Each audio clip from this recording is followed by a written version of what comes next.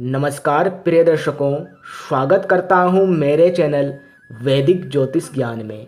प्रिय दर्शकों, आज आपको जन्म कुंडली से पुनः ऋण संबंधित विचार कैसे किया जाता है यह भी बताऊंगा और अपने जीवन काल में किन किन लग्नों के जातकों को कर्ज नहीं देना चाहिए यह भी बताऊंगा।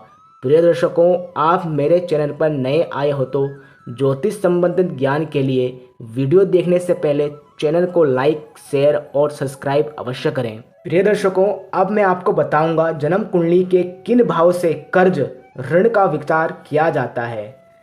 जो जन्म कुंडली का छठा भाव होता है रोग रिपु ऋण, छठे भाव से ऋण का विचार किया जाता है और एकादश भाव से भी, छठे से छठा भाव, एकादश भाव से भी, जन्म कुंडली के एकादश भाव से भी ऋण का विचार किया जाता है।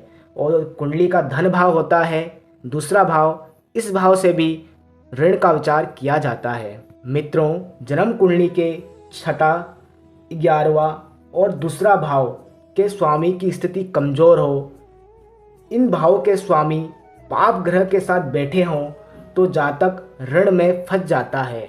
मित्रों, अब मैं आपको बताऊंगा जन्म कुंडली के कुछ ऐसे सूत्र जो कर्ज को दर्शाते हैं।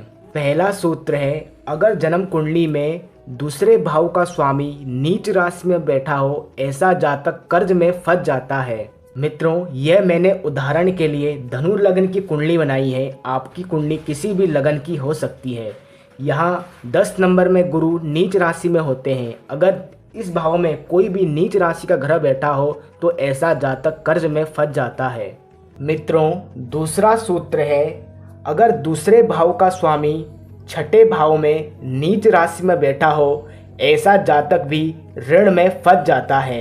ये मैंने उदाहरण के लिए तुला लग्न की कुंडली बनाई है। तुला लग्न में छठे भाव में बुध नीच राशि में हो जाते हैं तो ऐसा जातक भी ऋण में फंस जाता है। मित्रों, तीसरा सूत्र है, अगर छठे 8वें भाव का स्वामी 12वें भाव में बैठा हो, इनमें से किसी भी भाव का स्वामी छठे 8वें, इनमें से किसी भाव का स्वामी 12वें भाव में बैठा हो, ऐसा जातक भी ऋण में फंस जाता है। मित्रों, छठे भाव के स्वामी बनते हैं बुध, जो 12वें भाव में जाके बैठे हैं। अष्टम भाव के स्वामी बनते हैं मंगल, जो 12वें भाव में जाकर बैठे हैं। अगर जन्म कुंडली में ऐसी ग्रह स्थिति बन रही हो तब भी जातक ऋण में फंस जाता है।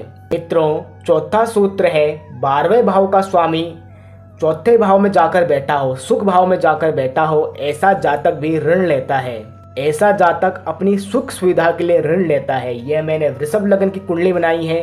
12वें भाव के स्वामी बनते हैं मंगल, जो सुख भाव में जाकर बैठा हो, ऐसा जातक अपनी सुख सुविधा के लिए ऋण लेता है। प्रिय दर्शकों, अंतिम 5वां सूत्र है, छठे भाव से मंगल का कैसा भी संबंध बन रहा हो, या राशि संबंध, या मंगल बैठे हो, या मंगल की दृष्टि पड़ रही हो, ऐसे जातकों को अपने जीवन में किसी को ऋण नहीं देना चाहिए। अगर ऋण दे दिया वो ऋण में फंसे ही रहते हैं। प्रिय दर्शकों, मंगल देव के पास 3 दृष्टियां होती है, चौथी, 7वीं, 8वीं।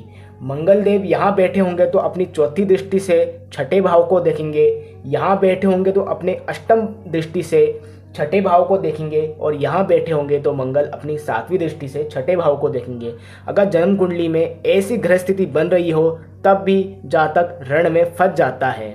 मित्रों, अब मैं आपको बताऊंगा किन किन लगन के लोगों को अपने जीवन काल में ऋण नहीं देना चाहिए। मित्रों, अगर आपकी कुंडली मेष लगन की हो, मिथुन लगन की हो, कन्या लगन की हो, वृश्चिक लगन की हो या मकर लगन की हो, इन लग्नों के जातकों को अपने जीवन काल में किसी को ऋण नहीं देना चाहिए। प्रिय दर्शकों, यह आप राशि में भी आजमा सकते हो।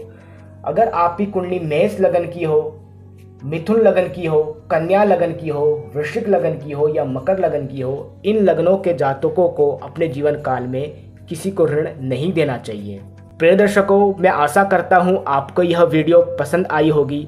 ऐसी और ज्योतिष संबंधित ज्ञान के लिए मेरे चैनल को लाइक, शेयर और सब्सक्राइब अवश्य करें।